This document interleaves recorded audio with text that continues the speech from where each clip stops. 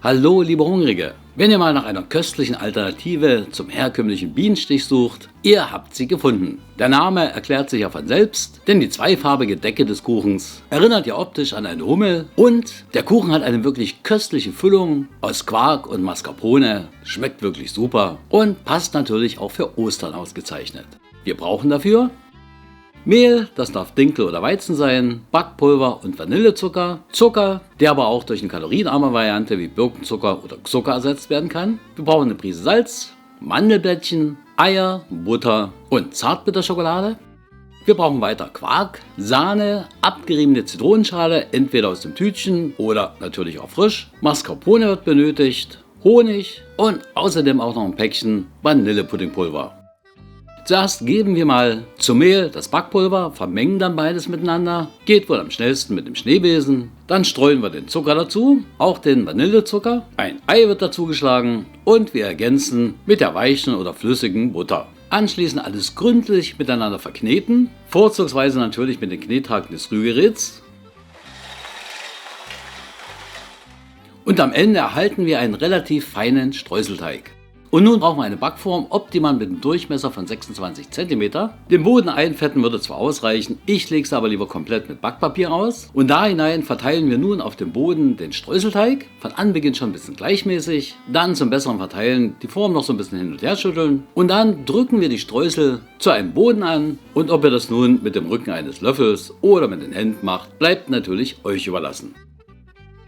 Nun geben wir Butter in einen Topf, streuen Zucker und dann auch wieder Vanillezucker dazu. Wir gießen die Sahne mit hinein, auch der Honig kommt mit rein. Und nun erhitzen wir alles, rühren dabei gelegentlich um, bis alles kurz aufkocht.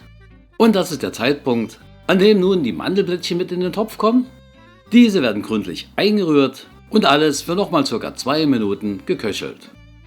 Dann vom Herd nehmen und halbieren und zur einen Hälfte kommt nun die Schokolade mit dazu, die haben wir vorher grob gehackt und nun alles gründlich miteinander vermengen, bis sich die Schokolade vollständig aufgelöst hat. Und damit wenden wir uns der Füllung zu, wir geben zum Quark den Mascarpone, streuen den Zucker ein, eine Prise Salz kommt mit dazu, das Puddingpulver wird eingestreut und wir schlagen die Eier dazu, Nummer 1, 2 und 3 und abgerundet wird alles mit der Zitronenschale. Nun alles gründlich miteinander verrühren, jetzt am besten natürlich mit den Schneebesen des Rührgeräts und das geht ja auch ruckzuck. Und nun verteilen wir die Quarkmasse in der Form auf dem vorbereiteten Boden, auch jetzt wieder einigermaßen gleichmäßig, anschließend die Masse glatt streichen und zum besseren Verteilen die Form wieder etwas hin und her schütteln oder auch mal kurz auf die Arbeitsfläche stoßen. So, nun brauchen wir wieder die beiden Schüsseln für die Decke und verteilen nun streifenweise und abwechselnd die beiden Mandelmassen, schaffen damit das Hummelmuster und ich mache das mal im Eiltempo.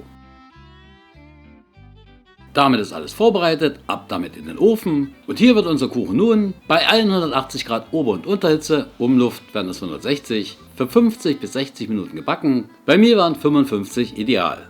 Und so köstlich sieht er dann aus, vollständig abkühlen lassen, damit auch die Füllung richtig fest wird. Und dann können wir diesen leckeren Hummelkuchen servieren und genießen. Sieht nicht nur köstlich aus, schmeckt vor allem auch so und bereichert wirklich jede Kaffeetafel. Ich wünsche euch viel Spaß beim Backen und dann recht guten Appetit. Falls ihr vielleicht aber lieber hübsche Mini-Gugelhupfer backen möchtet und dazu vielleicht ein leckeres Dessert erreichen wollt, dann schaut euch doch diese Videos an. Bis zum nächsten Mal. Tschüss, bye bye.